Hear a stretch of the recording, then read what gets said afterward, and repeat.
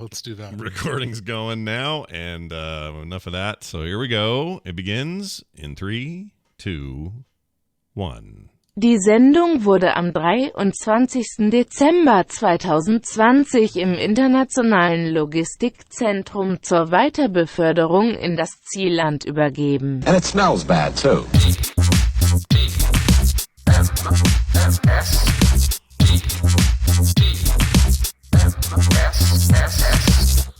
The Morning Stream. Sweep the leg.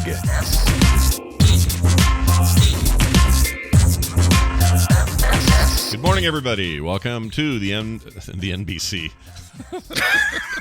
NBC. The more you know. Hey, welcome to TMS. There's no NBC here. We're not affiliated with any official network, cable or otherwise. So welcome to what we do here at the Frog Pants Network with TMS, the morning stream. Monday, But January Amazon, 11th. if you'd like to throw us some of that Wondery money, Oh, yeah. we'd be all over it. That'd be fine. Yeah. They're saving on some bandwidth here recently in the last day or so. Won't get into that, but since they are, they can throw it our way. Okay. That's fine. Let's do that. Hey, it's January 11th, 2020, and it's me, Scott, and him, Brian. Hi, Brian. Good morning. Hi, Scott. Welcome to a brand new week. Is it? It is, isn't it? It is. It is. I mean, I guess yesterday technically is the beginning of a brand new week, depending on what day you've set your WordPress calendar to start with. Oh, yeah. Yeah, good point.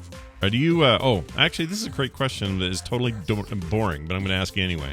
Oh, good. Excellent. What excuse me, what calendar interface do you prefer when doing appointments, making calendars? Do you go Google Calendar? Do you do iCal? Like, where's your head at? What do you use? I do iCal only because of how integrated it is with the things that yell at me in my house. Gotcha. Okay, so you've got that all. You've got a whole ecosystem going with your calendar. Got the ecosystem where we've got separate calendars. So when Tina puts, recycling's been moved to this day, then I know what day to put boxes out and stuff like that. Right. That's good. That's good. I feel like that's the reason I ask, is I feel like I need to up my game when it comes to how I use that particular part of my life. Because right now I just have whatever's in front of me. So I have an app that's like Gigantical or some dumb name, but I like it because it's just a really easy interface. But it just interfaces with Google Calendar and iCal anyway. Yeah. Or not? They don't call it iCal anymore, do they? What's it called? No, I think it's just called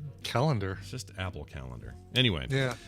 Sometimes I'll use that because that just happens to be in front of me. Sometimes I'm on the web and I'm using the Google Calendar interface. And sometimes I'm doing invites by Gmail. And it's just kind of all over the place. And yesterday I realized I don't really have a good calendar game. Yeah. I mean, my Google email accounts are tied to my iCloud account. So if one of my clients sends a meeting request to my work email, it goes into iCal automatically, or Apple Calendar. Yeah, it just saves right in there, right? That's what you want. This picture, can we, I guess, never mind. It's a film sec thing. I'm like, this picture of Artie Lange, I just want to remove it, but never mind. I've got the wrong chat up. I need. You're in the wrong chat.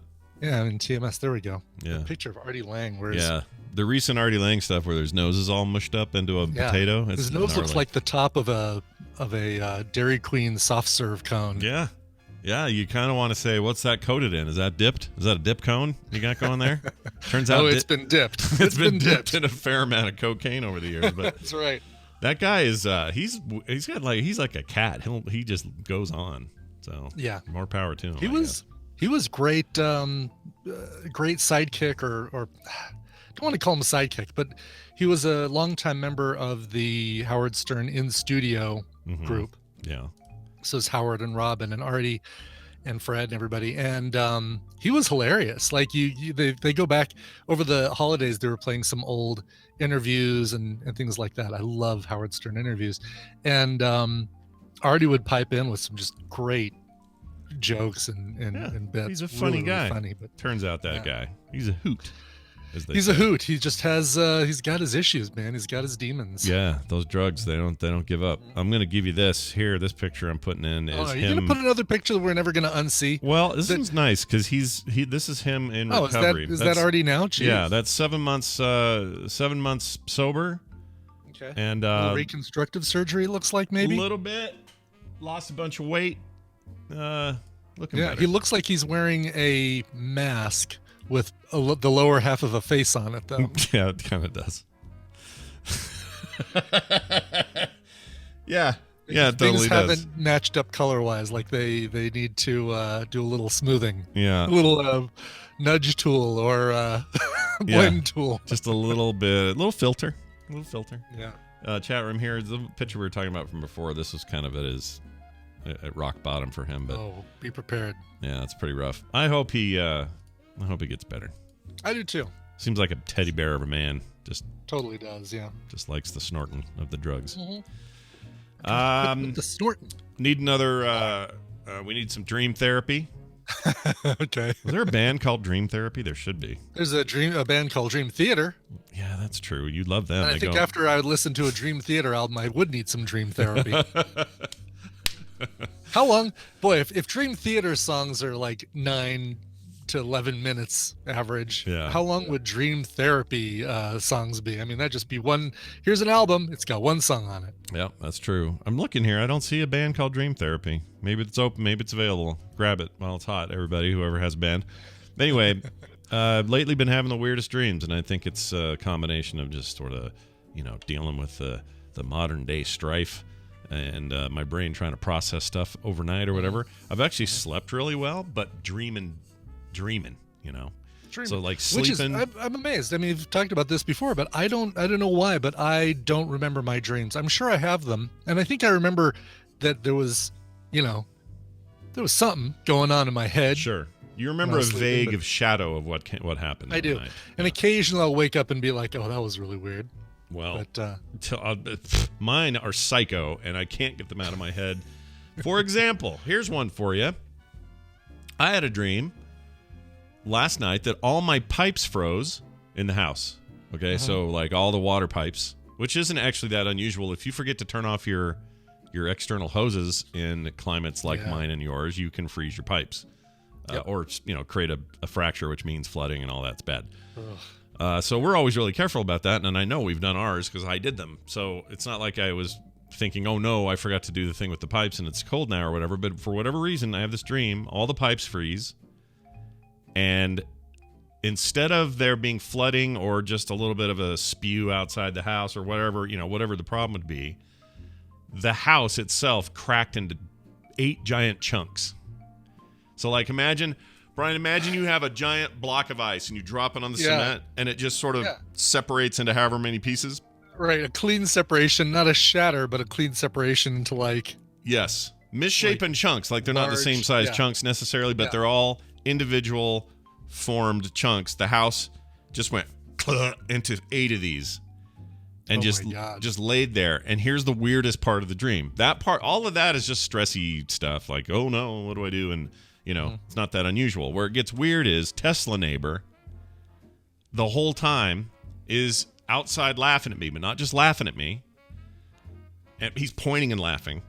He's doing it in Skeletor laugh voice. So that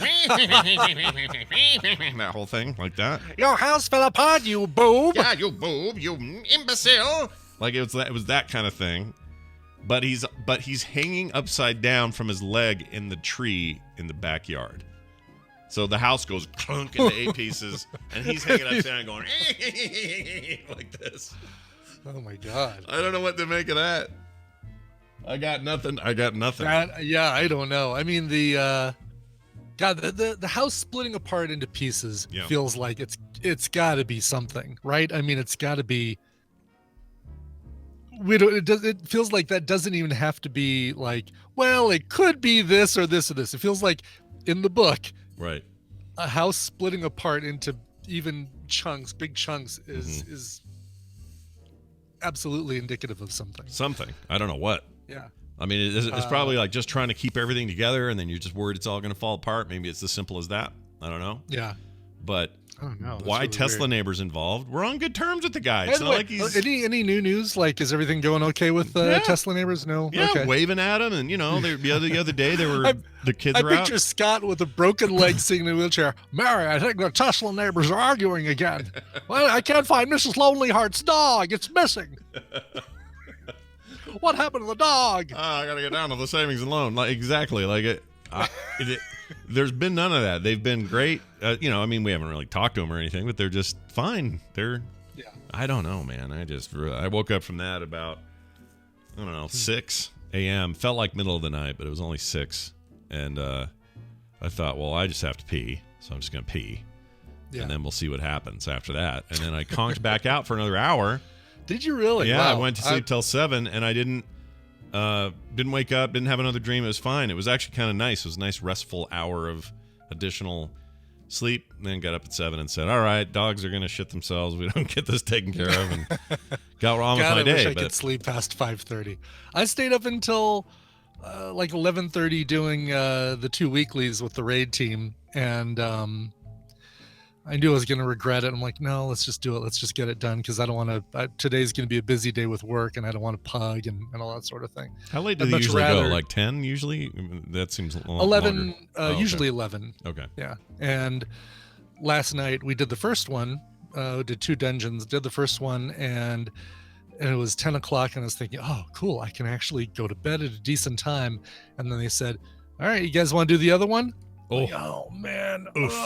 Oof. Yeah. I'd rather do it with you guys than pug a group and have to fit it on a busy day. So yeah, I just went in and did it. Yeah. But then got to bed at 11:30. Still watched an episode of Community because I couldn't fall asleep right away. And yet, no matter how late I stay up, 5:30, my eyes are open and I am not getting back to sleep. You got that biological permanent alarm thing. It's just pretty set. Much. Yeah. You're never going to get around it unless what you need is another. I need to move to a state where 5:30 is really 7:30. Yeah. That's what I need to do. That's right. You need to move to the Eastern time zone. Either that or like get a good 2-week trip to like, I don't know, Italy or something. And then it'll F it all up backwards and forwards and then you can reset it. A 1-week trip to Ireland is in the cards for 2021 as soon as What's the date for you going there? When are you going to Ireland? Like 2 months after my first vaccination dose is scheduled, basically. I mean, we don't have we can't put a date on anything until we know what the schedule is. Tina's on the calendar as far as getting her vaccine, but I'm not. I'm nobody, Scott. I don't get a vaccine until the masses get their vaccine. Well, we probably won't. Well, I mean, I have no idea what to guess. Everyone's saying like summer, but if I had to guess, well, I mean, probably summer. I don't know. But yeah, Ireland's calling your name. They want you to come, Brian. You got to get over there. The green aisle. Yeah, we were thinking, Claire, that I was going to get the vaccine because it was going to be like a household thing. If somebody in the household who works for essential services gets the vaccine, then people in their household would get it. Everybody in their household would get it as well. But is that not the case? That's not the way it's working here now. Boo, boo, yep. Boo! I say. Yeah. So what's their thinking there? Just because if she's got it, she's inoculated against it, and assuming that those new strains she can still transmit it. Like she can't. Once she's vaccinated, she can't get sick from it, but she can still spread it. So, she goes and sees a client or a assisted living place or something where somebody's got it, and she can bring it back home to me. But mush it right into your life. Well, hopefully they hurry the hell up. So yeah, exactly. That'd be great. My understanding is there's still quite a bit of backlog in terms of. It's not the holdup is in various places, not where you think it is. It's not just we're getting them through as fast as we can. It's not that. It's kind of like, yes, the drive-in is full of cars, but also the burgers are in Cleveland and we're trying to get them on a truck. It's kind of well, from what I've heard, and I could be wrong on this, is that McDonald's has all the burgers and they're all sitting there in the drive-through window, but they're just having a hard time getting the cars through fast enough to hand the burgers out. Yeah. Got to figure out where your, what do they call that? Your choke points, not choke points. Yeah. Your bottleneck? Bottleneck. That's it. Yeah. Choke neck, bottleneck, whatever. I knew it was like a first-person shooter thing. Both those things I used to. That's right, exactly. I used to say that a lot. Line of sight pole, yeah. Well, anyway, so there's that. Hey, you watched one of Nicole's recommendals. I always like hearing about these. I did. Oh, it's so good too. How To with John Wilson on HBO Max. Oh, there right. are 6 episodes. We've watched the episodes. We've watched the first 4 of them, and it is as good as Nicole described. It's so bizarre. Like, okay, basically the 30-minute episodes, and they have these silly little titles like how to do small talk, how to put up scaffolding. And that's what the initial part of the show is, maybe the first few minutes. And then it goes down this weird tangent of, well, I met this guy when I was learning how to do small talk who hunts down child predators. And we're going to go to his house and see what he's doing, and then we're going to go to do this, and then we're going to go on this other thing. And it is so good. And I think because it's basically this guy, John Wilson, takes his camera with him everywhere, and he is always filming. Like always filming. That's his whole thing, right? Just his whole thing. And he's just got tapes and drives and stuff filled with this stuff. And so as he's doing his narration, he's showing like B-roll footage and things that he's recorded in New York that fit the whatever he's talking about, even though it may not have been at the time that he was putting this documentary together, each episode together. Wow. It is so good. And if you haven't watched it, and I'm gonna warn you right now, which episode was it? I think it started out with how to cover furniture. There is some nudity, some male nudity that is both awkward and hilarious at the same time. Sweet. Man wiener, you're saying? Lots of man. Well, yes, lots of man wiener. A portion Not of lots. man wiener. Okay. All right. A portion of man wiener. But it's done in a way that you won't be able to stop laughing at how weird and awkward it is. Okay. I queued this. I just haven't watched it yet. So now that you've both pushed the button. Be warned that you probably don't want to watch it with Carter. Oh, okay. All right. Hey, Carter, don't watch this with me. I'll tell her. Would you watch the first Borat with Carter? Oh, that whole like wrestling scene between Borat and his manager. I mean, she's old enough now. I'd still be embarrassed though. You know, like it'd be embarrassing. I wouldn't go out of my way to watch that with her. That's for sure. Yeah. I don't want to see. Here's the thing. It doesn't matter how old your kids get. It's never comfortable. Ever. No, it really isn't. Yeah. No. And as a matter of fact, it might even get. I don't think less comfortable. It's going to stay the same level of awkward and uncomfortable that it would be as kids, with their kids. And at least with kids, you're in a position of saying, "Oh, okay, pause, fast forward." You know, you can kind of be a big weenie about it. Right. But when they're older, they're like 23, sitting on your couch, and you're watching something, and suddenly there's a scene. You just kind of go, "Oh." Yeah. Okay. No, that's pretty much it. And then now, if somebody wants to write in and tell me, "Oh, Scott, you're so uppity tight. Here at our house, me and my adult children, we watch pornography together." I feel like the only way to really teach them about pornography is to That's right. Watch it with them. Me. That's how a true parent does it. Watch Backdoor number 8 with your daughter. Oh, good Lord. Okay. Yeah, don't do that. Don't do that. Don't do that. All right. Well, that's fantastic. Let's play a game. Yeah. Do you want to play a game? Yes, let's do that. I want to play one. Problem is, I forgot to open the thing I need to do that. So let's do that. Google. Shoot, I thought I had this up. Sorry, everyone. Just hold on to your butts. Turns out I was ill prepared. Oh, there we go. Google Voice. All right. Oh, don't play that. All right. Now I got to make sure that Chrome is being heard.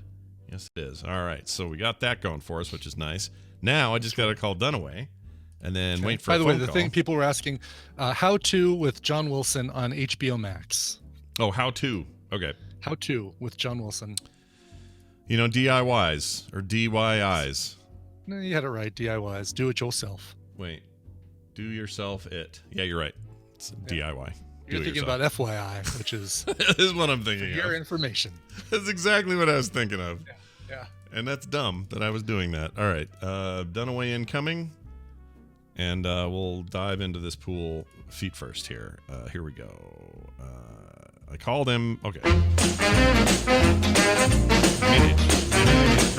minute. Hey, everybody, welcome back to Battle Royale, or in this case today, we're playing a little bit of the, what do we call it? Feud? Tadpoley feud. Tadpoley feud. Anyway, we're going to play that. We got Brian Dunaway with us, who joins us all the way from South Carolina, as he always does on Mondays and Wednesdays. Hello, Brian.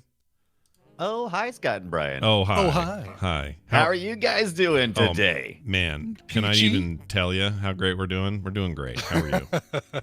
You're Please great. tell me that you're doing great We're doing and not great. just making up BS. I think we're doing great. I'm a little excellent. I'm a little off my You guys timing ever here. get it when you leave? Okay, so on the show, Yeah. I have to bring up my energy level a lot. Yeah. Because I don't just walk around acting like the fool that I do on the show, right? So then when I leave my facilities, my office, and I'm all like, I'm exhausted, I'm walking outside, and you're like, why are you all so happy in there? And you come out here, you're so sad. I'm like, I'm not sad. I'm just tired. Just tired. It wears you out. I'm just tired. If anyone, whenever anyone says, what's it like doing a show every day? Right. And my answer is, well, there's all the joyful answers. There's lots of reasons why to love it. It's a blast. I love doing the show. Love it. I love it. It's one of the greatest things I ever decided to ever want to be involved with. Love it. However, there is no denying that it is draining, mentally draining. Yeah. So by the time this thing's over, sometimes I look at the rest of my day and go, oh, F you, right off. Yeah, no, 2 or 3 hours in a row of being on. Yeah, it's hard. Is exhausting. Yeah. It's Retail hard. workers know what I'm talking about, because you don't have to be like a podcaster. Retail workers know what I'm talking about. Yeah, they know. When you're in the public eye and you're out there on the floor, servicing the customers, and you have to be on point for 8 hours. Yeah. You're exhausted when you go home. Servicing those customers, if you know what I'm saying. No, it's totally true. But I've been off for a couple of Trade days, shows. so this is the real Brian. Brian's got energy. Let's do this. Yeah, well, let's do this. Let's get this caller on the line and find out what the heck's going on. Thanks for being so patient. Who's this? This is the OB1 in the chat. The LB1. The Obi-Wan. The Obi-Wan. I heard L. All right. The Obi-Wan. Oh, my gosh. You're the one that said, I've got the higher ground, Anakin. You're a dumbass. And kicked him in the lava Kiss or whatever. my lava. Kiss my lava. Anyway, it's good to have you here. Welcome to the show. We're going to try to win you some prizes and have some fun while we're at it. Brian, do you want to explain how this works? That's right, Scott. It's time to play the Tadpoley feud. I don't have the music queued up. I've surveyed the Tadpool on some nerdy topics, and Scott and Brian will have to predict the answers that they gave us. It's Scott and Brian's job to see how many of those answers they can guess. Obi-Wan, appropriately, your job is more important than ever, because you're going to be working with either Scott or Brian. And if your team wins, you get a prize package that includes Zwei, Z-W-E-I, two games from Steam. This is a really cool JRPG about a vampire queen or vampire princess. I watched some gameplay I've this never morning. seen this one. This is interesting. It is really cool, and it's very Final Fantasy looking, but really gorgeous backgrounds. Kind of looks like Wild Arms. Reminds me of Wild Arms a little bit. Oh, yeah. I do know what this is. I've seen this. Yeah. Okay. And you get both the Ilvard Insurrection and the Argus Adventure, both games, if you are today's winner. That all sounds like real stuff Man, to if me. you don't know these games, you just said a whole bunch of words that make no sense whatsoever. Totally, yes. The Ilvard Insurrection. That's right. Well, all right. That seems like decent prizes. Yes. And now let's give you your question. I'll put a link in our discussion channel there. You should have it in Discord in the other chat room. In the meantime, I'll tell you, we asked our hold on a second, I guess, because you guys need to have you need to log in and have your hands on your buzzers, because the new page actually has built-in buzzers and sounds. Oh, what? No way. Look at you, Ibit. Okay. Every day look you at, impress me. Al Kebab, who put this thing together. So he's then look at you. Good job. Mine's not opening. right. I don't know why. It's just sort of you're using that link I put in there? Yeah. Let's see. Oh, goody. Good to be tech support today. Sweet. Yeah. Is it working for you, Brian? Of course it is. No. I'm gonna jump. Is it really? It's not loading for me. Hold on. Let me try one more time. Try a fresh one. Oh, Did you get that? Yeah, I Did you just hear get the that buzzer? just fine. Yeah, I hear that Sweet. just fine. I didn't hear the buzzer. Scott won't yet because he's not logged in. But, I'm using Opera GX. Scott, what are you using? Safari? Firefox. Oh, this should work. That's a Yeah, it should be Chromium-based fine. browser, which everything is now. Yeah. It's just hanging, man. I got nothing. Reload without content blockers. You know what? That could be it. That totally could be it. Turn on the internet. Let me. Did you turn it off and on again? Use the internet.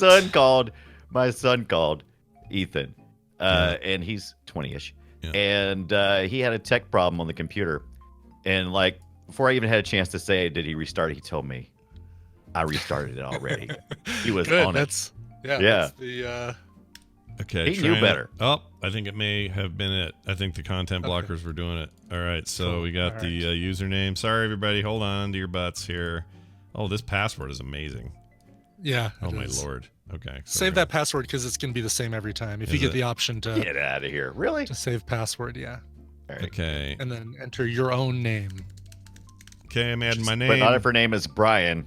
Then enter your last name. Oh, look at this. This is great. This is cool. Yes. This is great. Okay. We asked, top 10 answers on the board. We asked the Tadpool, who is the funniest? Now, hands on buzzers or hands on. Oh, wait. Click it. Yeah. All right, go ahead. We asked the Tadpool, who is the funniest Saturday Night Live cast member of all time?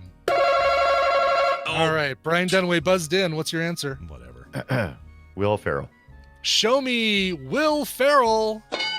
Number 2 on the board. There's one answer that can beat it. Scott. Show me Chris Farley. Oh. Show me Chris Farley. Yeah. Number 1 answer on the board. Scott, you've got the option to pass or play. Okay, I'm going to stop being an idiot, and I'm going to pass this time. Because I've screwed this up a lot lately, so I'm passing. All right. I want destiny in my own hands. Nope, give it to Brian. So Brian, you're gonna be playing. Let's see. Do I do this? Okay, look at that. Okay. Even keeps score. Not like not like these points matter. All right, Brian. Tell me who else. Like we got the top 2 covered. What other people did the Tadpool say were the funniest SNL cast members of all time? Now, Will Ferrell is one of my favorites, but not necessarily I didn't think it's the funniest, but I was trying to think what the Tadpool would think and trying to migrate in that area. So I'm going to say that they find, jeez, man. Yeah. Kenan Thompson, generation after Kenan? generation. Yeah. I mean, come on. That's a big, wide swath. It is. Yeah, and he's been on forever. Possibility. Absolutely. Right. All right, show me Kenan Thompson. Oh man, that's a bummer. Well, you got people one said more him, of those. but didn't not rank enough. To All right, well let's put our second tester and see what kind of tadpoolery we have here. If you think Adam Sandler is the funniest, maybe that's the direction these people went with. Show me Adam Sandler. Oh my gosh, no, really? Not the Tadpole, dude. Oh my god, I don't even know who the Tadpole is anymore then. Just outside the top 10 is Adam Sandler. So, yeah. All right, this is your sense. chance to steal. Scott and Obi-Wan, you can work together. It's Obi-Wan or Obi-Wan? Obi-Wan, right? Obi-Wan? Obi-Wan? Yep. Okay, cool. You guys can work together to try and come up with any of the other 8 answers on the board. Good Lord. All right. I think we've already got 2 strikes. This is really working out well for Scott. Obi-Wan, I'm thinking like... oh, wow. I mean, hey, shut up. I forgot when we have 2 strikes. I forgot about that. Yeah, I thought I had only another get try. 2. What would you say? Because I mean, Eddie Murphy hops to my head, but that's also kind of old school, so I don't know if that would even hit or not. I'm not big on the SNL, and I don't know their names, but the guy who played Zach Brannigan. Or that was gonna play Zach Brannigan. He was a classic. Phil, you know what? Phil Hartman's a good answer. Let's go Phil Hartman. Phil Hartman. All right. Show me Phil Hartman for the game. Yeah. Okay. So is dead SNL members that are popular. So I Will should have Ferrell's said not dead. practically not dead. dead. He's He's dead great. to me. No, He's I'm what he kidding. is. So All right. John Belushi's got to be up there. So hold on a second. Let me think real quick. other predictions? I want to think of like original cast members to see if any of them made it. So did Bill Murray on there? 4. Oh, see, I was totally The third. off on the Number Tadpole. 3. I Mhm. Yeah. Okay, how about Dan Aykroyd? Is he in there? Oh, look at this. Number This is Oh, great. the Tadpool's a lot older than I thought. Yeah, they are. We found out the other day. We did some averages. They're like 35 to 45 average or something. Okay. Yeah, That's why they're That was my mature and bad. nice and not dicks. They're not 20-year-old trolls. That's what's going on. Sorry, 20-year-olds. that's right. They're old trolls. Let's go through the rest of these. Number 5, Eddie Murphy. Eddie Murphy. Oh, you said Eddie Murphy. That was good. Oh, I love how Brian's but you didn't say invoking. But Ibbott's invoking that kind of audience That reaction. audience murmur. Yeah. Reading the answers, yes. Oh. Let's do it together. Yeah. Okay, ready? Yeah. Show me number 7. John Belushi. Belushi. Of course. Yeah. Number 8. Dana Carvey. Carvey. Every once in a while, you get that question mark at the audience. Dana Carvey. Number 9. Tina Fey. Tina Fey. Oh, wait, I want to guess number 10. Okay. Will Forte. Will Forte, I'm amazed. Nobody put. And I'm Bill really Hader? surprised because Will Forte. Bill Hader was number 11 out of How is Oh. that? That's a crime. just outside. Yeah. Total crime. That's a crime. Here's your number 10. Kay Kay McKinnon. That's a good pick. McKinnon. She is great. She's super She's versatile as far hilarious. as the number of voices. But Bill Hader, Adam Sandler, Kristen Wiig, Gilda Radner, Mike Myers, Norm Macdonald, all like just out of the contention in the top 10 there. So, Yeah. just as a personal preference, Yes. favorite, our own favorites, without the Tadpool, just our Yeah. own favorite. Yeah. Oh yeah, Phil Oh. Hartman. When I filled out the survey as a test to make sure it was working, and also Right. to put to get one vote in there, Yeah. Phil Hartman was my pick. He would have Right. probably been my pick as well. I mean, that guy, I don't know what it was about Phil Hartman, but he just seemed like a singular voice in that show. Just brilliant wit. But there's so many. There's too many. I love Norm I Macdonald. love everyone. So I've got a couple of personal favorites that just are maybe don't really ring really high for a lot of people, like Andy Samberg. Mm-hmm. I thought he Yeah. was hilarious the whole time he was on SNL. Just doing some amazing I'm things. surprised with Brooklyn Nine-Nine and how great he is. I was Right. surprised he didn't rank higher.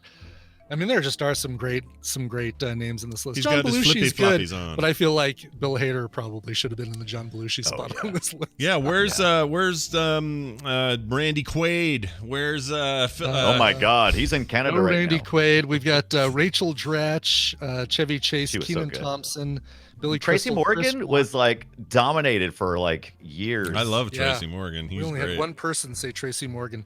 Sarah Silverman, Maya Rudolph, Martin Short, Kevin Nealon, Julie Louis-Dreyfus, John Mulaney. I'm trying to find a way to find Kyle Mooney funny. He plays a straight man too Oh, often really? for me. I think you know what you He's need to hilarious, watch? but he's a little too straight. It's hard to go.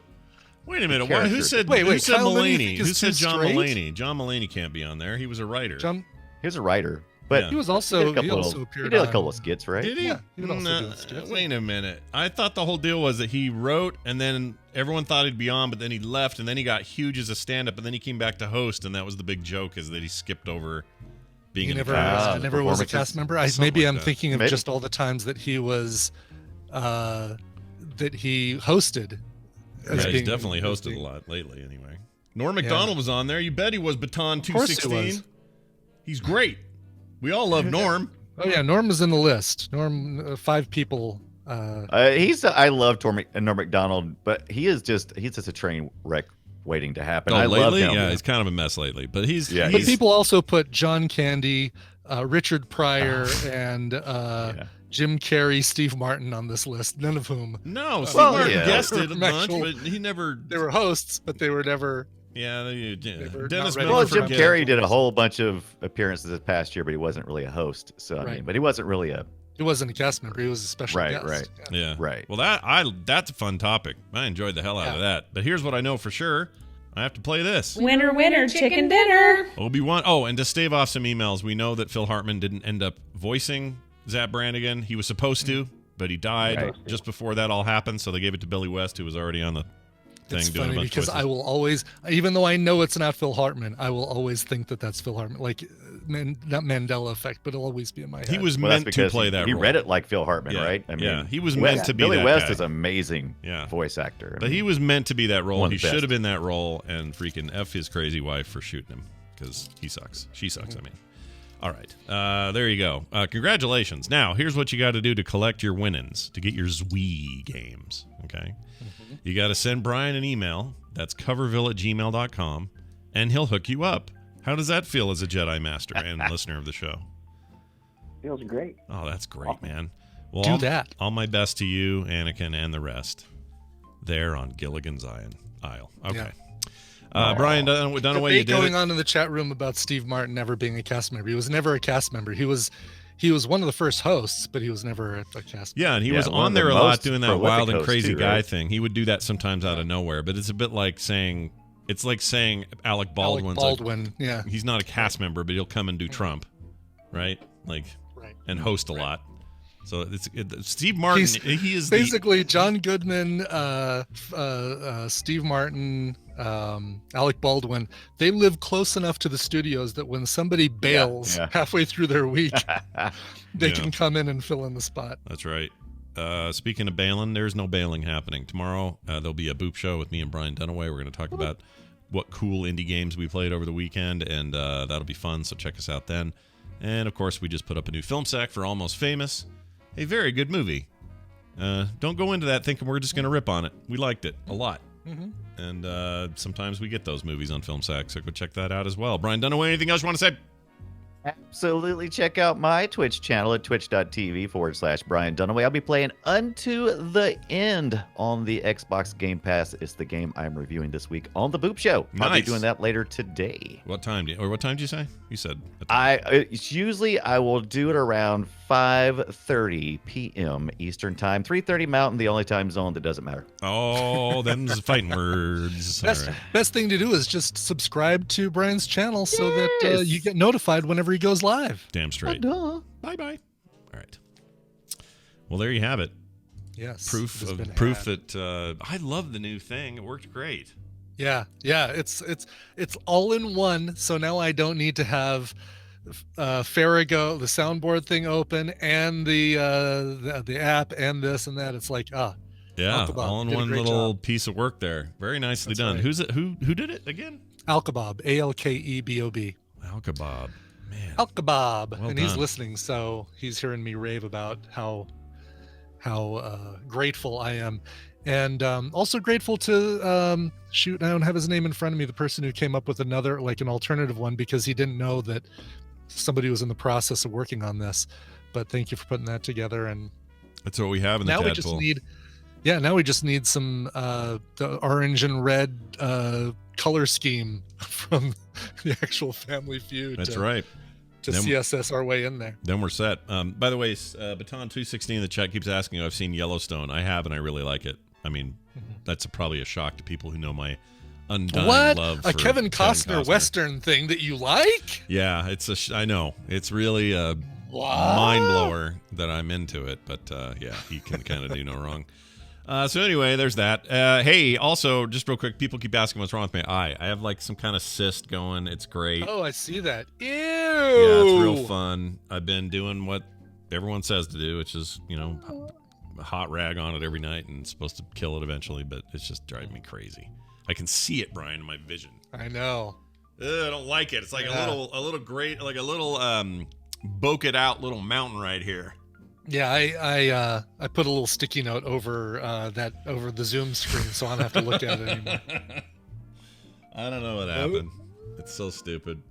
Doctor said that these aren't poopy eye. I asked. He says that they. Did you ask the doctor? Yeah, because it's not. Could I have gotten this from poop in my eye? He told me it's not conjunctivitis, which is the poop in your eye thing. He says this is basically an oil duct in my eyelid that got clogged, and I have a tendency to have that happen over here for some reason. Okay. So I gotta figure out what to do to try to prevent it. Anyway, good stuff, good times. Let's move on with a quick bit of news. This is the info we've been waiting for. The short version of news today is brought to you by America's Next Top Podcaster. We've got our 12 contestants. We've got our challenges all lined up. We've got the judges ready to judge. We've got the coach ready to coach. All we need to do is start recording, which we're going to be doing next week, which means it's not going to be too long before you're hearing brand new episodes of America's Next Top Podcaster. With all the editing and stuff, it takes a while to get those out. But if you're a patron, you get them a lot sooner. Go to patreon.com/America's Next Top Podcaster. Don't pull any money out of your TMS patronage. No. Just add on with America's Next Top Podcaster. And we'll see you in a couple weeks with brand new content. Yes. New season begins now. Yeah. Okay, let's look at the news. And thank you to everybody who might be listening here who applied to be a contestant. I'll reach out to. Yeah. Have they all heard? All 12 know that they're in, or no? Yes, the 12 who got in know that they got in, but Nice. the people who didn't, I still need to reach out and email everybody and say, sorry you didn't get in this time. It's the part you just hate to do. It is. There's so many parts of this. I hate the kicking off of people, and I hate the. I don't like it.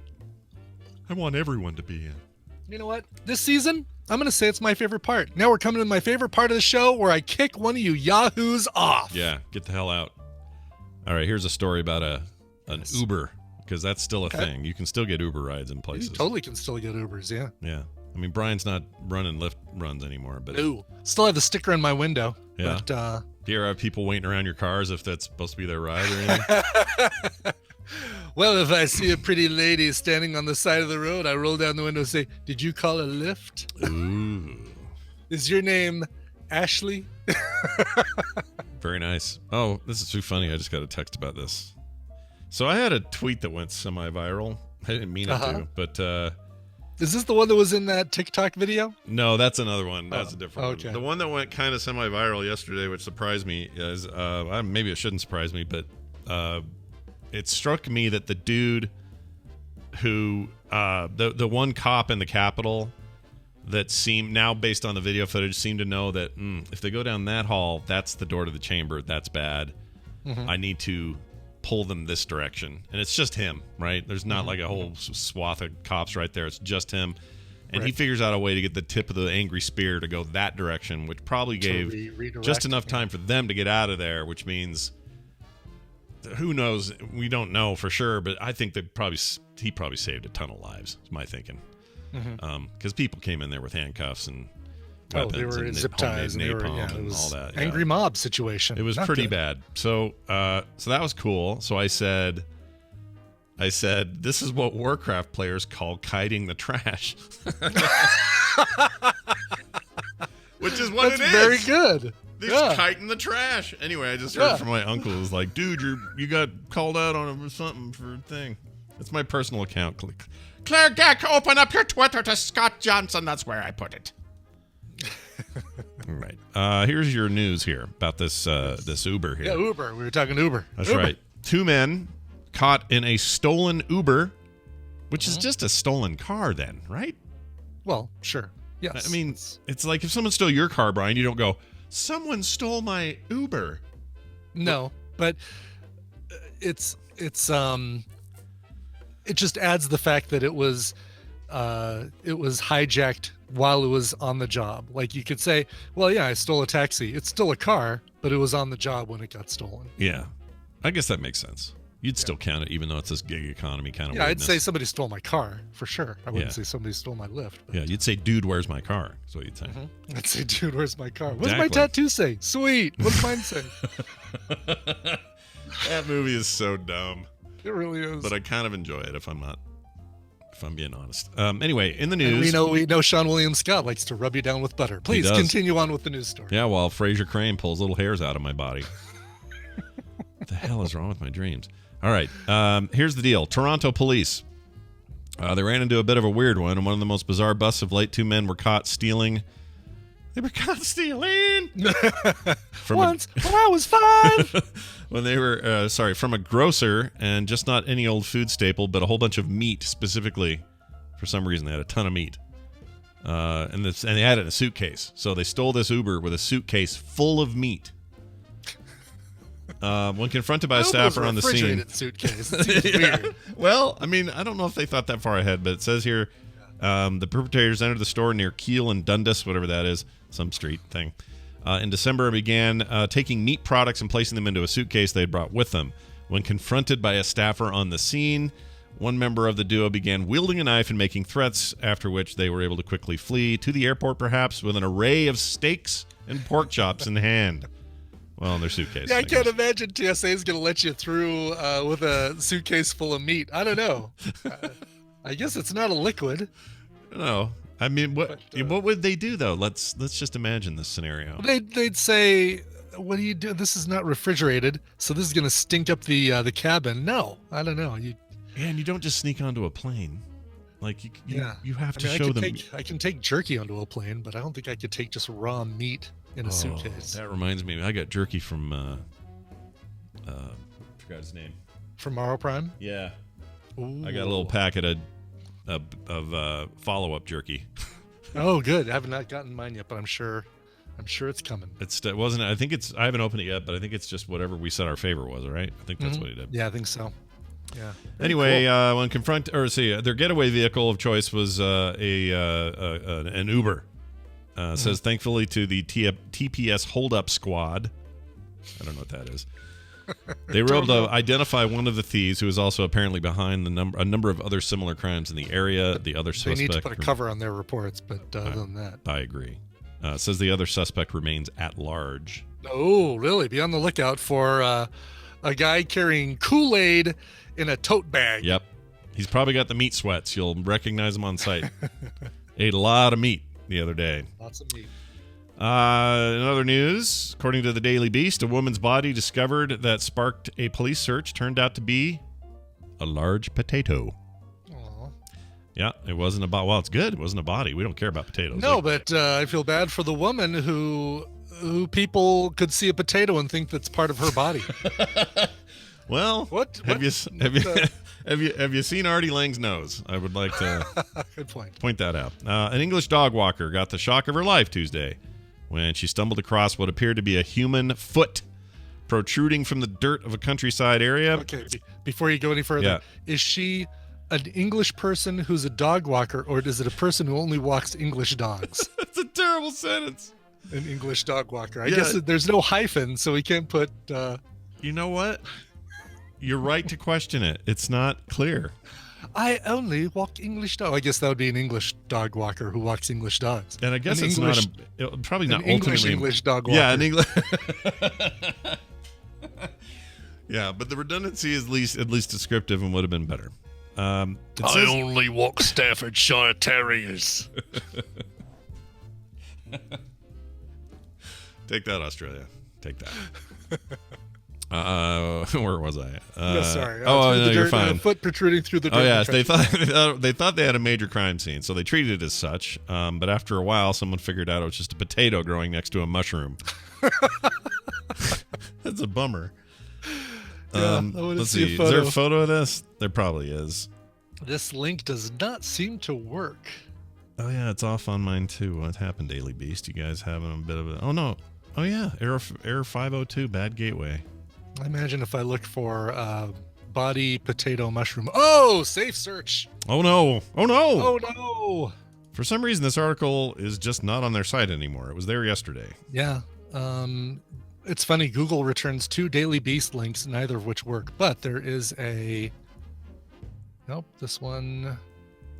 Reddit seems to go to the same garbagey link. Huh. Claire has a link. Claire Gack? Claire Gack has a link. Let's take a look. Human foot in Gateshead field turns out to be potato. Oh, there's the exact photo I saw yesterday, and they just took it off the Daily Beast. So look at that. Yeah, it looks like a little. I mean, I guess if I saw that, I might. It looks a little fleshy, but I don't know. I think I'd have taken a closer look before I called the cops. Yeah. You know? I mean, you got to be, if you look at that and you say that's a foot, you've got to be looking for a foot. Yeah. You know,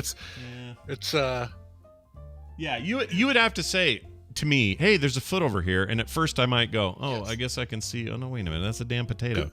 Exactly. So I'd say the person who discovered it should be a person of interest because they're looking for a foot. Yeah. What kind of English dog walker is she? Jeez. That's right. She's terrible at her job. All right, we're going to take a break. When we come back, some time with our friends Bill and Steven. So that's all coming up in a second. Before that, though, a a break of sorts, and it's with music, and Brian brought it. Brian, what is it? How about Philly? Let's go to Philly for a group called Soraya. They've got a brand new 7-inch single, the B-side of which is a cover of Aerosmith's Angel featuring Jesse Wagner on vocals. But side one, it's a brand new single. It's called Tight Lipped. This rocks. This is a good way to start off your Monday with some energy and some rock. Here is Soraya and Tight Lipped. Switch Force, tough street machines that change to mean fighting machines. Switch Force, Switch Force, Switch Force, Switch Force. Press down and instantly out come powerful weapons. Enough of this. This is horse piss.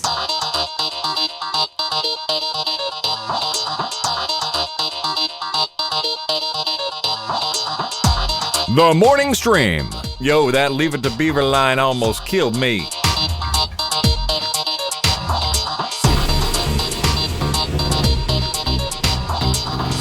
And we're back, everyone. We're back. I'm in my second watch through of this. Enough of this. This is horse piss. Yeah, I can't get enough of it. It's so good. Oh, even somebody at Lure for Real said Melania. Wouldn't it be great to imagine that all of the Nadja clips are actually things Melania said in the White House? Like just I kind of want to re-listen to all those clips now. Like just this week, she was quoted as saying, Enough of this. This is horse piss. Yeah, you could hear it. You could see it. She's pretty tight. She's pretty worn out too, probably. I don't know. I love Nadja. Yeah, she's amazing. She's the great discovery for this show for me. Like everybody, I love everyone. Yeah. They're all amazing. Yeah. Nandor is so great. Freaking Colin Robinson can do no wrong. I love everyone. Mm-hmm. But she was the one. So when the show started, I went, oh, are we going to have it's just going to be like a naggy kind of vampire wife. This is a weird thing to add. Okay. I had built-in distrust of how they were going to shake things up. And she completely blew my mind. Yeah. She's the best new thing about it. I love her. Love her. I have a huge crush on her now. That's a problem. I have a problem. Yeah. All right. Don't tell my wife. Just kidding. She knows I like her. Understandable. All right. What are we doing now? Bill. We're going to talk to Bill. Okay. All right. Let's talk to Bill. I'll just keep saying it until I click it. There we go. Okay. He's on his way in, and when he gets here, we're going to talk about stuff. So here's this right here. Your bat cave's open there, Bill. Hey, everybody. Welcome Bill to the program. He is Bill Duran of PunishProps.com and lives in Seattle where he does cool stuff. He makes things, and he comes on here and gives great advice to young burgeoning makers their own selves. Bill, welcome back to the show. Good morning. Good morning. Good morning to you. We haven't talked to you in a whole week. How have you been? Well, it's been a week, huh? Yeah, sure has. Sure has. I can't believe we're not even to Wednesday yet. It's not even a full week from an amazing, a very important point in the last week. We're not even a week from yet, which is really weird to think about. But we missed you, and we're glad you're here now. What'd you bring today? What do you got? What do you got in your basket of goodies? Yeah. Well, we spent last week working on a fun new project, and we finished it. We've got a new video up on our website at punishprops.com and on our YouTube channel. Mm-hmm. So about a year ago, I put together a resin kit of the Samaritan revolver from Hellboy. Yeah. It was a kit my buddy Harrison over at Volpin Props put together. It's a really cool kit. It looks awesome. It's all plastic resin. And, of course, this past summer, Adam Savage had to go and make one out of aluminum from scratch. Just to show everybody up. Just to shame me. Of course. Yeah. Now, I'm not Totally going to... Make sure you take that personally, because I'm sure... Oh, yeah. Why not? So I'm not going to make my... starting over. Not going to make my own from metal. My own gun, anyway. I really like the gun that I have. However, the bullets, I thought that would be a fun challenge to try and make a replica of those big honking 22 millimeter bullets that he's got using brass and aluminum. It was a good excuse for me to get a little practice on my lathe. So I have a couple of lathes. I have a little woodworking lathe, and then I have a little metalworking lathe. And I got it used. It's the smallest, cheapest, wimpiest lathe you can buy, but it did the trick. It definitely worked. I had to do things a little bit differently than Adam did. He made some bullets on his big honkin' South Bend lathe. I had to do mine a little differently. The tooling for my lathe is a little different, and also it just doesn't have the horsepower to hog through material like he does. But I made it work, and I'm really proud of how I figured out, especially how to make the bullets. They have that nice rounded profile on them, and I figured out a pretty good way do that on my wimpy lathe, and it totally works. I'm pretty proud of that. Nice. These by the way, the ones you had in there before, I just wanted to bring this up real quick. Is it magnets that are holding that tip and then creating the connection that makes the LED go off? Is that what's happening there? Yeah, that's exactly what's going on. So the ones that I currently have for the resin gun, the bullets and the casings are all plastic. Yeah. And I hollowed out the casing so I could fit a battery and a little switch in there that I made using magnets. So the clear bullet, has a couple of magnets on it as well. And when you turn it, they swap which ones are connected, and it turns on a green LED inside of there and makes the bullets light up green, which looks really cool. That is really cool. Wow. So some of Hellboy has a bunch of different type of ammunition. So some of those bullets glow green.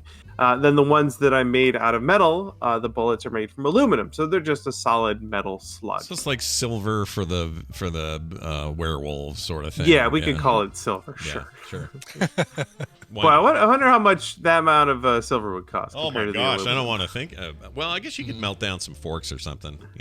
Do it that way. That's true. Yeah. That rod of aluminum that I used was about $7 worth of aluminum, and I cut about 2 inches off for the bullet. So that's like less than $1 worth of aluminum. Probably a lot more in silver, I would guess.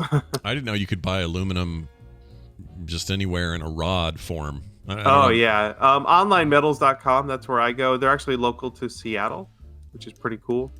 But yeah, the aluminum super cheap. Brass not as much. The similar amount of brass costs about $40. Jeez. A little bit more. Oh my gosh, that's a lot. I mean, if you're making a single replica, no big deal. Like you make the investment, but if you're mass producing, if you're making a bunch of brass bullets, pretty expensive prospect. Yeah, especially when you consider that most of the metal is removed and thrown away. Yeah. Well, that's that. I'm looking at this metal site. They got everything, man. Oh yeah, that's a playground. It's so good. Oh, you could do copper, aluminum, bronze, tool steel, cold rolled steel.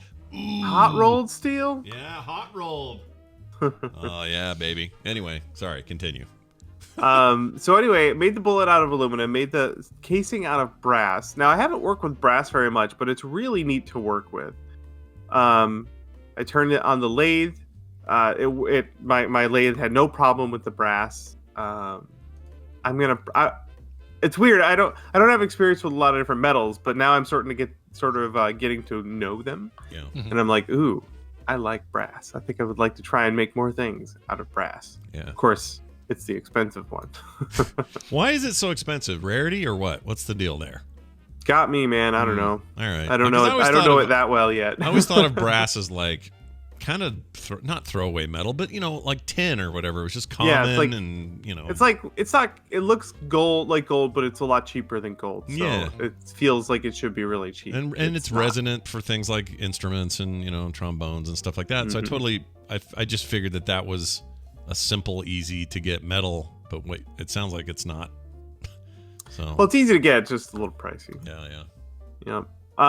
So anyway, I made it on the lathe, but on the back of the bullet there is text. It says BPRD for the Bureau of Paranormal Research and Defense. Nice. It says 22 millimeters, and I think it says DT. I don't know what that stands for, but I added that to the back of the metal casing using acid, which is so much fun. Oh wait, you weren't on acid while you did it. You're saying you used acid to do it. Okay, got it. I mean, both.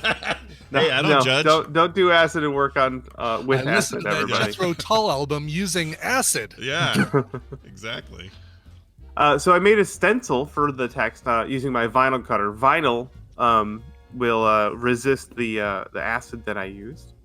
So I made a stencil. That's so cool. Then, because basically you just made a stencil that like an airbrush kind of stencil. Yeah, instead of carving it in, you did the reverse basically. That's cool. So the acid, a little bit of acid was dumped on the back of it. I put a piece of electrical tape around it to make a little cup for the acid to stay in there. It had to sit on there for about 30 minutes, and I would agitate it with a brush every once in a while. But that acid chews away the text area, making a depression where the text was, and it's really sharp. Like, it looks really, really good. Yeah. I'm super happy with how that turned out. That's awesome. I'm love looking how at you making a blister pack to put this on, which is fantastic. So that was the original inspiration, the thing I wanted to make. So in the movie Hellboy, near the beginning, when they show up in their trash truck, right? They back up to the building that they're going to go investigate, and they bring out this giant, looks like a huge music road case. Oh, right. And on the inside are a bunch of ammo, and the bullets are all individually packaged in little blister packs. Yeah. Oh my god. So I made one of those too, and it tickles me so much. It makes me so happy. And I love your vacuform. Like, that is a total custom-made vacuform machine. That's great. Yeah, it's this tiny one. I got a used toaster oven from the secondhand store for like $8. So that's my heat source. We had a little frame and a little platen, and I got a vacuum hooked up to it. And it's great for vacuum forming most of the things you need, most of the tiny little things you need. We have a video on that one, of course, how to make one of those yourself. But I made a little backer card on the computer, drew up all the graphics there, and printed that out and stuck it to some cardboard. And then I vacuum formed a little sheet of PETG to go over the bullet to make a little blister pack and glued it on. And it's that is so awesome. legit. So good looking. That's really cool. Gosh dang it. Do you ever want to now? Okay, so you're going to make a whole magazine full of bullets? Are you I don't want to go hang this up at the Walmart and then just like wait in that aisle and see, you know. Put a price tag on it. Yeah, exactly. Yeah. Wow, making your own blister packs. That's awesome. It is super fun. I made a second bullet too. There's on the back of the bullet there is a primer, I guess. And for the first one, I just sort of carved that in on the lathe to make a couple little circles. But I made another one where I made that part out of aluminum, so it's a different color as well. So. Nice. Fun with it. I really enjoyed it. I finished it, and while Britt was editing the video, I was like, well, the one I finished is in a blister pack. I can't play with it anymore, so I made a second one. Yeah, you got to do that. Yeah, you got to have one bullet out. Just to fidget with it, because it's metal and it's heavy and it feels cool. You ever worry it'll look so real that people just think, oh, you bought a thing? You know what I mean? Like, you just bought this blister pack. That's kind of the ultimate compliment, isn't it? Yeah, I guess it is. But it is like, you know, you do have to remind them, no, I made this. This is like, I didn't pick this up from a prop company. I am the prop company. Yeah, I am the prop company. Yeah. I made this thing. That's exactly right. That not that that's a problem, but like, it reminds me of like when you know, certain special effects artists these days, every show has special effects now. So if you're doing episodes of Better Call Saul, there are visual effects being integrated that you're not even aware of, whether it's bullet pock marks that come out of nowhere that weren't really shot or whatever it may be. The world has something tweaked in it, and it's so subtle you never know. And they're so good at it now that no one ever knows that you did it. So it's just like, well, every show has set extensions. Like a show where two characters are having a conversation on the street. The background is fake. The background is green screen. Like, you wouldn't even know though. It looks so good, but almost every single show will do that. They'll just extend a set to make it look bigger. Yeah, almost all of them. Like, just boring dramas where people are at a park bench talking. The sky behind them got changed, or the buildings that are there aren't really there, or whatever. And it's never pointed out. It's never meant to be fantastical. And as a result, those effects people it's got to be the weirdest job, because you're doing some of the coolest work ever. And the goal is to convince people that something's not even happening, but then you just get no credit. You know what I mean? Well, like, because no one noticed. That's the irony too. The very best visual effects are the ones that you don't notice. Yeah. Like, if you notice that it's a visual effect, it's not very good. Yeah. Right. When you say, oh, they have a cave troll, and you're about to watch a major CGI thing that, you know, Peter Jackson and the people down in New Zealand put together, and it's amazing, and it's all that, and it's great. But then if you watch an episode of Game of Thrones and you just didn't know they cut out the city that's a modern city behind that mountain, you just never know. I don't know. It's weird. It's ironic or something, like rain on your wedding day. All right. Just like that. Yes. Bill, what's ironic is in that scene they actually used a real cave troll. Yeah, that's what's funny, right?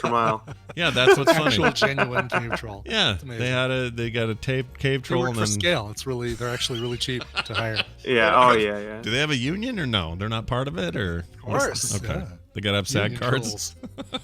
That's what Saruman was promising them. Oh, well, now it all makes sense.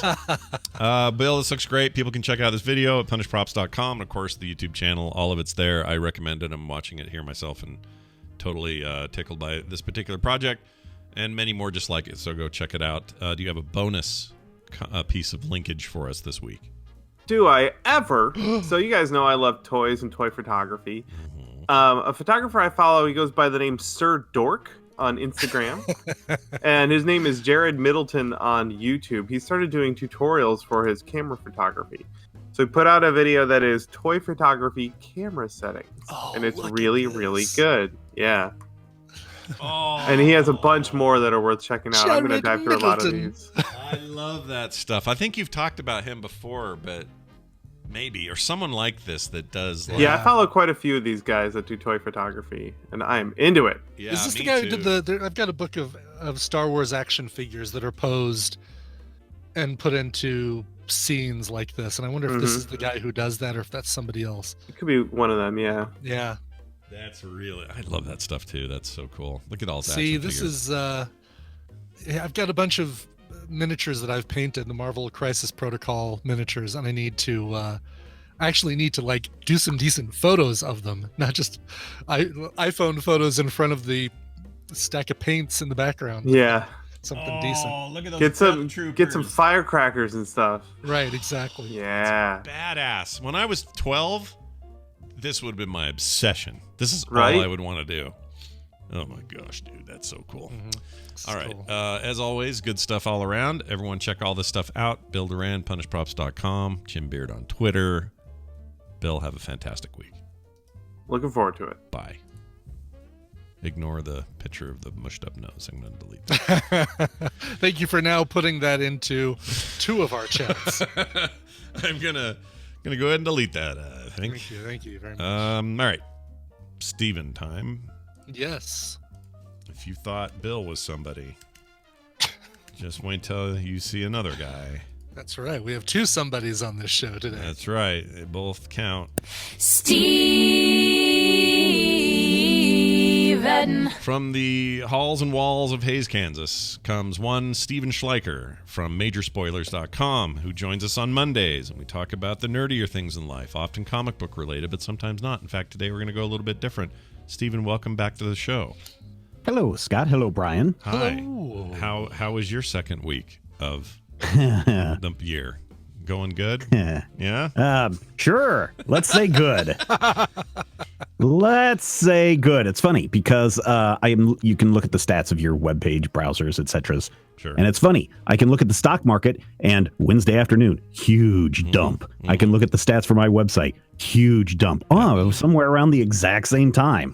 So, yeah, I have a feeling that not a lot has gone on in the last week in the world of comic books, at least. No. Probably. So, although probably some good ideas for some comic books. You know what I mean? Like I feel like real world things, when they happen sometimes, my first thought is there are creative writers right now, comics or otherwise, that are sitting around going, all right, how does this turn into a 6-episode miniseries?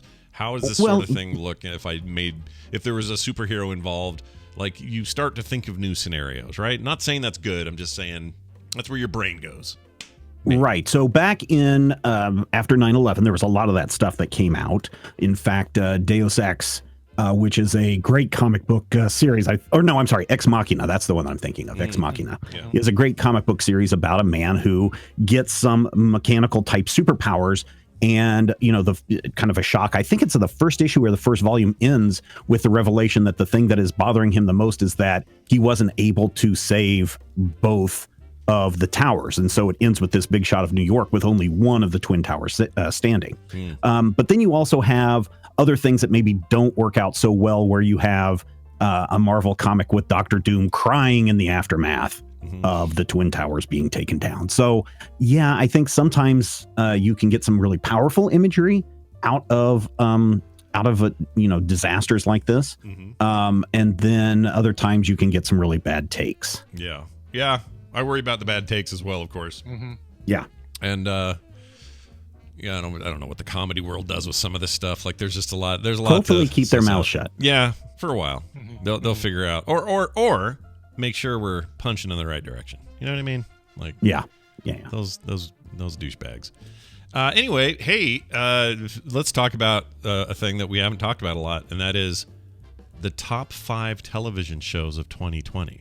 Now, so last week I did my top 5 comic books. This week I'm doing my top 5 television shows because, as previously mentioned, not a whole lot got done last week. Yeah. I think most of these you guys have talked about before in some way, shape, or form. Specifically, my number 5, Devs, which is on Hulu. Oh, yeah. Love Devs. This is a crazy thing that really doesn't start to take shape until I think around episode 4. When you start to discover what's really going on inside the Devs facility. Yes. I loved every second of it. That is on my list as well. It's probably in my top 2 of the year and one of my favorite series ever. And it's a standalone thing, so it's not something we're expecting a season 2 from, but man, I was hooked all the way through. And when Brian had originally recommended it here on the show, and I'd seen it but didn't know what was up and hadn't really thought much about it. I am so glad I watched that. I loved it. It was like made for me. It was great. I mean, there are so many questions about what is reality, what is virtual reality, all of that stuff that comes up when you finish the whole series that I'm hoping most of our listeners have already watched this. Again, this all came out in 2020. Not going to do any major spoilers on that, but there's a mind twist at the very end, which makes you kind of look at the world a little bit different. For sure. Number 4, another popular one towards the end of the year, The Queen's Gambit over on Netflix. I had that on my list. Yeah. Still alternating or really changing the way people look at chess. I think the number of chess set sales went up in November and December.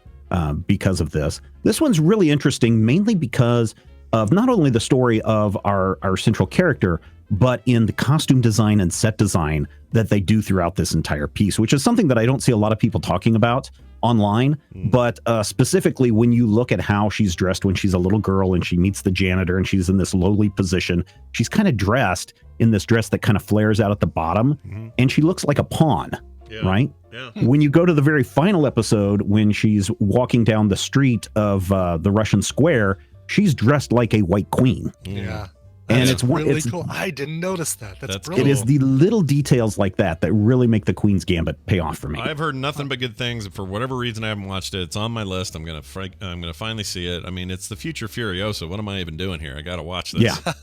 Yeah. So this is one that my wife and I binged, and she's not one that likes to watch a lot of heavy TV, but she was into this, and I think we knocked it out in like 2 or 3 days over I think it was Thanksgiving weekend that we watched it. So definitely worth checking out, Scott. I even like chess. I don't know why I don't know what the holdup is. I like all the There you stuff go. this represents. And I read something about the guy that produced it. Took him 40 years or something to get this thing done.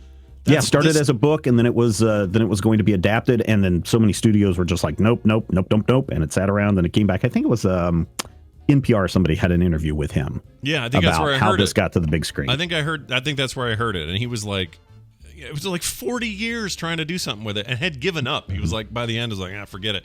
But in this world now, where you have interested parties and services like Netflix, Prime, and everybody else. It was perfect, and apparently they killed it. So I would watch. I haven't seen it yet, but I'm guessing like around award season, this thing gets all sorts of for sure. Oh yeah, definitely. If it's not winning a bunch of Emmys, then what's wrong. Yeah, what do we? But this is one of the good things that comes out of having streaming services like Netflix, HBO Max, Apple Plus, Disney Plus, is that they need to generate a lot more content, quality content, and so it makes it easier for someone like Queen's Gambit to step up and say, hey, we've got something that's, a limited run series, both Devs and Queen's Gambit, both limited runs. Take a chance. What do you got to lose? Yeah. You don't. You don't have anything to lose. Everything to gain. Yeah. Yep, exactly. Number 3, I know you guys have talked about. I don't know how many of you have watched it, and I know Nicole has watched it, over on Apple Plus, Ted Lasso. Oh, yes. Oh, yeah. Hell yeah.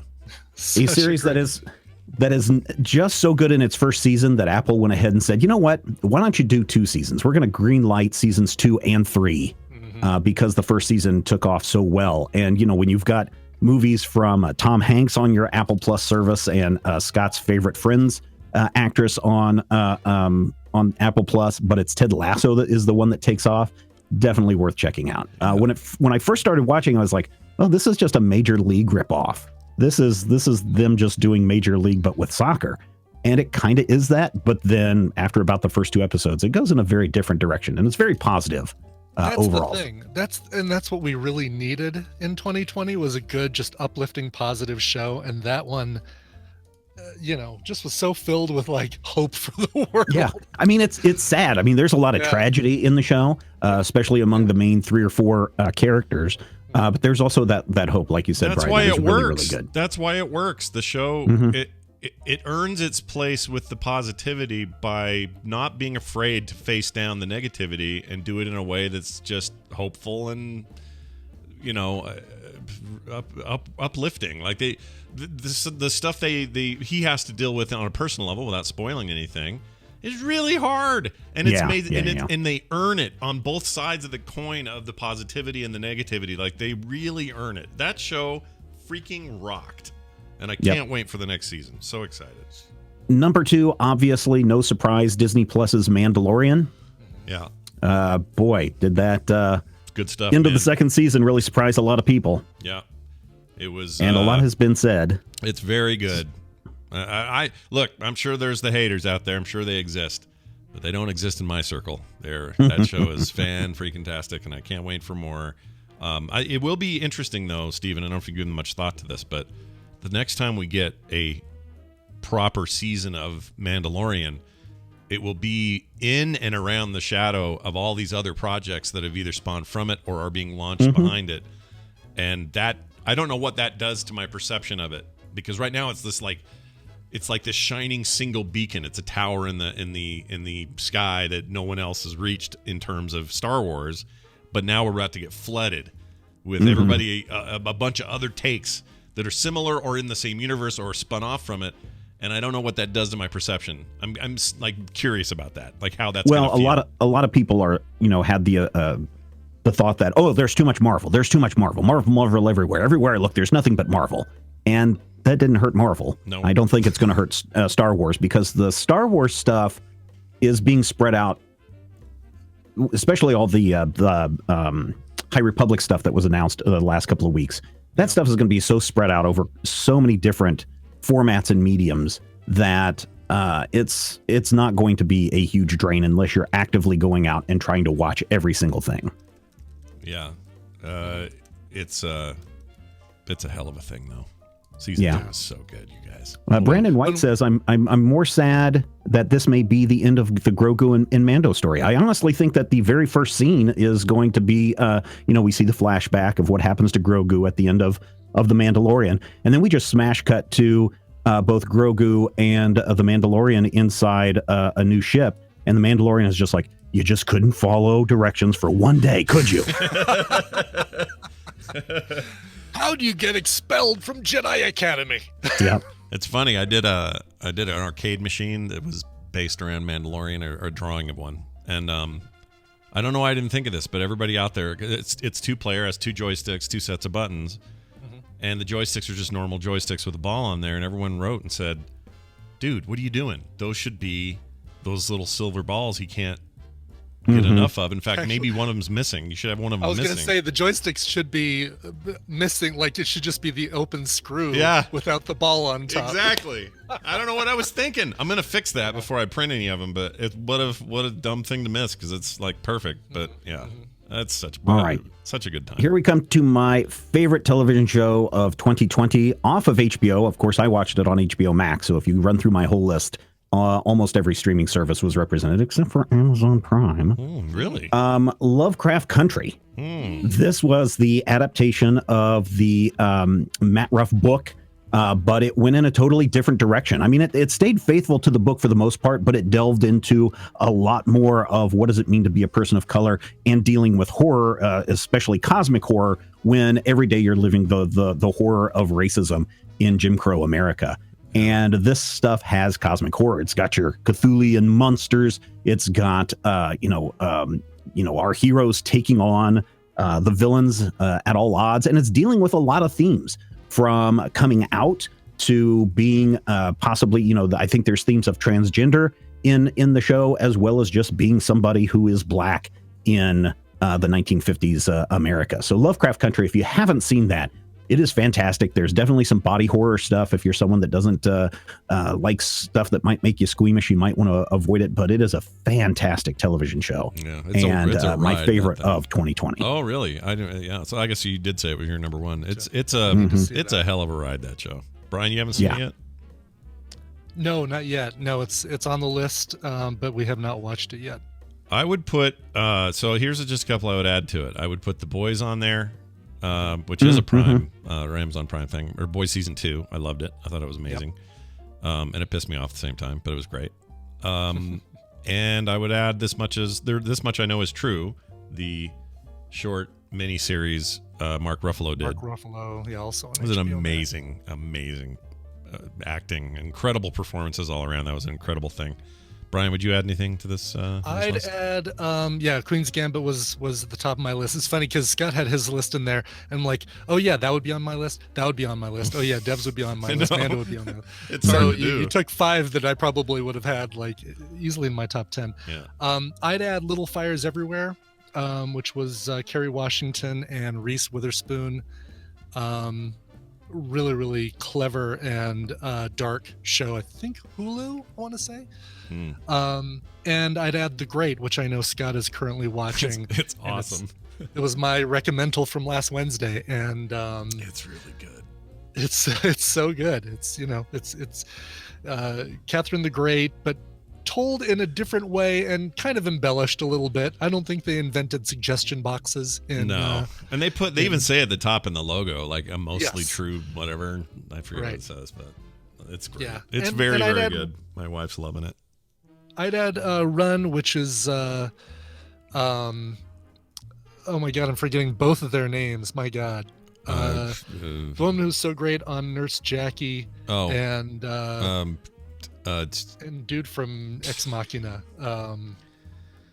Right. I know both these people, and I can't think Merritt of her Weaver is the woman. Merritt Weaver. And the guy was what was his name? Nux in Star Wars. General Nux. He's the son of Hux, whatever. Dom Hall Gleason. Dom Hall Gleason. It is Dom Hall Gleason. Yeah, it's the son of the other Gleason everyone loves. Old guy. Old guy Gleason. But that was just like a really quirky, quick comedy that if you haven't seen is worth checking out. That's also on. People in the chat are saying, "Hey, Expanse." No, we know, but I haven't seen it yet, so I'm sure. But also, that's 2021. That's right now. So that's happening. And Fargo. And Fargo. Oh yeah, Fargo's on there. Fargo. What We Do in the Shadows is on there. Technically, season 2 ended in 2020. That show is just in me now. It's just in my blood now. No pun intended with vampires, but gosh dang it, it's great. I freaking love it. I want to live with those people, and it's just so weird. It's so good. What else? We missing anything that's great? I can't think of anything else. Yeah. There's a good year is the point. It's a good year. Away is really good. I had that on my list, but only it's deep on my list just because so many other good ones were above that. Doom Patrol season 2 of Afterlife with Ricky Gervais. Oh yeah, how was that? It was good. Oh, so good. That whole series is just so sweet. Bittersweet is like the best description of that. If you liked what was his Derek? If you liked Derek, you'd like this. I liked Derek a lot. Yeah. I thought Derek was great. Out Afterlife. Derek made my daughter cry, which is always my goal. So do what I can. Well, Steven, this is good stuff. Good stuff to talk about. Who knows what next Monday will bring? We don't know. Well, I know we'll probably be talking about WandaVision. Right? Oh, yeah. WandaVision debuts this week, so people go and check that out. People who have seen the first 3 episodes are just raving about how great WandaVision is. Really? Oh, good. Yeah, I have not seen... I think probably the lowest negative review is it's okay. It's better than I thought it was going to be. And then everyone else is just like, the first 3 episodes are fantastic. I can't wait to see what other people say about this. Now, it's an official Friday debut. I believe so. Does that mean it's going to be up to Thursday night at 10 or something? I think they release midnight on West Coast time. So I think that's what they did with Mandalorian. I think that's what they're going to do with WandaVision. So if you want to stay up until 2 a.m., Brian, to watch WandaVision, no, but I'll watch it. I am going to watch it first thing Friday morning. Listen, it's been a year without Santa Claus and a year without Marvel, without the MCU. So yeah. So I'm totally excited for it. Yeah. Yep. We can definitely talk WandaVision with spoilers next week if people want to do that. I have no problem. And if you're interested in what the rest of the Major Spoilers crew think about other forms of media, throughout 2021, we're going to be taking a look at other stuff on the Major Spoilers podcast. We've got Wonder Woman 1984 coming up next week on the show. We'll be taking a look at the Harley Quinn animated series on HBO Max, which is very, very good. We'll be looking at the first season of Young Justice on HBO Max and a bunch more throughout the year. So go check that out. Young Justice. Is that premiered yet or no? The new season? No. Oh, you're thinking of Teen Titans? Oh, am I thinking? Maybe I'm talking about that Young Justice animated series. Oh, the animated series, right? Had Aqualad and everybody in it. Mm-hmm. Okay. Yeah. That was awesome. I loved that show. It was really good. And a lot of people have not watched that. So there are new seasons of that, or no? I don't think so. I think they've got one more season coming up, but I don't know what the current status is. Okay. Man, I couldn't believe how good those were. I mean, Aqualad is so dumb, and it just in the name alone, it's so dumb. But that ended up being so good. He was one of the best characters in it. Yep. Oh, man. Yeah, Young Justice, you guys. Very good. All right, Stephen, fantastic to talk to you. We'll see you next week for another edition of Stephen Hangs Out With Us. We'll see you then. Stay hydrated. Bye now. All right. Cool. Brian, we have one thing left to do today. Thing left to do. It's a mashup. And it's called Get Off of My Plane. I have a feeling this will have something to do with FilmSack and our coverage of Air Force One. But we'll find out together when I push this button. You take a chicken, you take their egg, you put it in a cookie batch. That's the facts of life.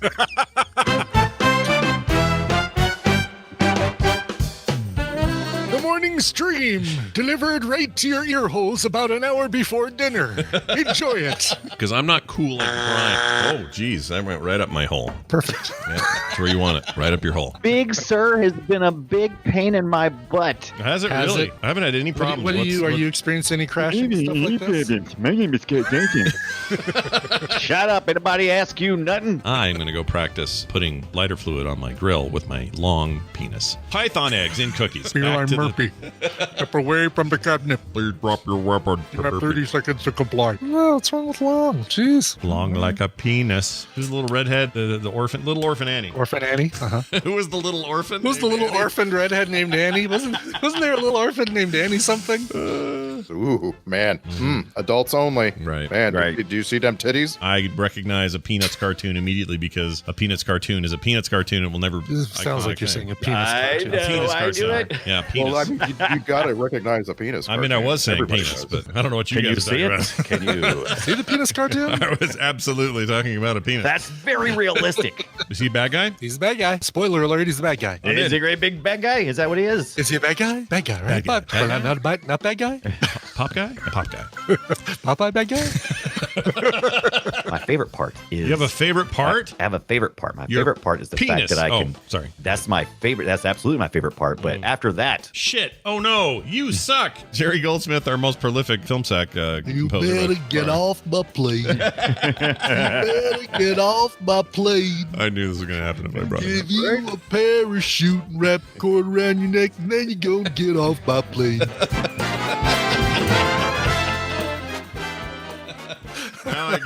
Now I get the title. I get it now. Yes. Yeah. Well done, Jamie. As always, you're a hoot. Don't pollute. Okay. That's going to do it for the show. Thank you, everybody, for being here. It's the end of our Monday broadcast. However, we'll be back tomorrow and Wednesday and Thursday. It's a normal week, so tune in and be a part of it each and every day. If you want to be here live, those listening at home, you're like, man, I sure want to try the live experience. You can do that. Just head on over to frogpants.tv and be here at 9 a.m. in the Mountain Time Zone. That's when we start. If not, it'll still be on the podcast. Check us out on Patreon at patreon.com/TMS. Great way to support the show and the content you love. And for everything else, we are at frogpants.com/TMS. Send us your emails to themorningstream@gmail.com. We get tons of them, but keep that coming because we like to see how you guys are doing and how you're feeling. All right, Brian, that's it. Let's play a song.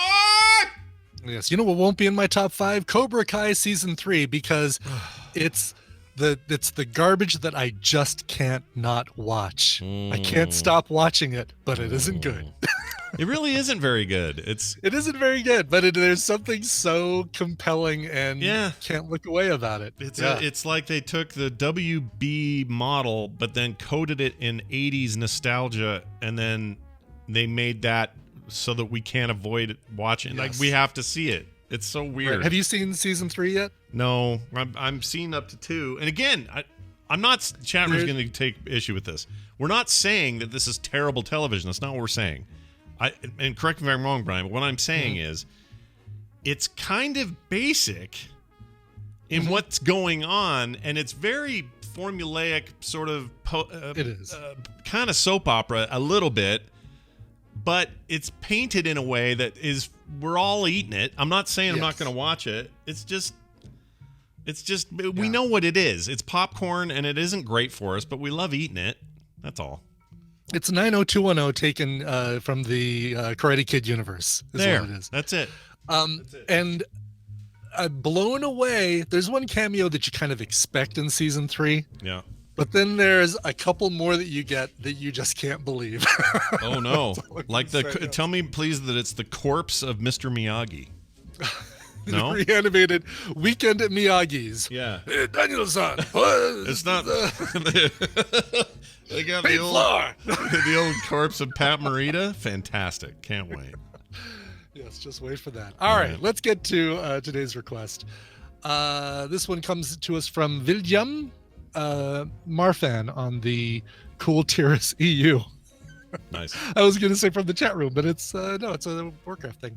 Mr. Johnson, Mr. Ibbett, greetings. I've been listening to TTMMSS on and off since the start, and I've listened to Scott mispronouncing things since ELR. Wow. I was going to request a song for my 40th birthday on the 20th of June, but then I heard that the average person listening to you was 39 and a half years. I guess that's me right now. I'm not sure what to request, but I trust Brian will be able to find a good song. I've been pleasantly surprised so many times by the width of all the songs you find, Brian. So maybe a weird one you don't think anyone will request. I've been able to listen to all your shows, but I have been trying to listen to Tuesday and Thursday ones and TMS PM, of course. I hope you and the Tadpoolers all have a very nice 2021. I see why you like it. Oh, William from Sweden. We should probably play that. It's right here. I can see. No, that's not it. I can definitely see why you like it. There you go. There you go. He says anything my choice, but maybe something with or about buses. Even though he didn't mention buses at all in his letter, but the follow-up said anything, something with or about buses. I'm super curious about this, but let me ask you this: did he say 39 or 40? What's he turning? He's turning 40 in June, but he's 39 and a half right now. All right, I want to play this for him since he's turning 40 here. I've had over 40 pizzas in the last 30 days. Okay, there. I was just trying to find some reference to 40. That's all I had. So enjoy. If that clip doesn't sum up 2020 in one word.